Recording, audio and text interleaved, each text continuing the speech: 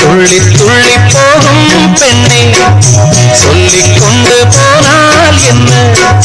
கன்னியுந்தன் பேர் என்ன? வெள்ளி கொலுசு போகும் திசையில் ஆவி நெஞ்சு போவதென்ன?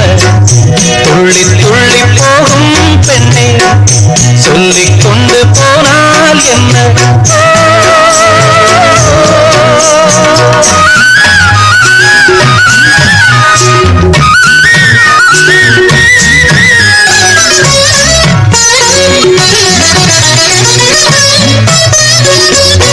பூமி என்னும் பெண்ணும் பொட்டு வைத்துக் கொண்டு பச்சை ஆடை கட்டி பார்த்தார்.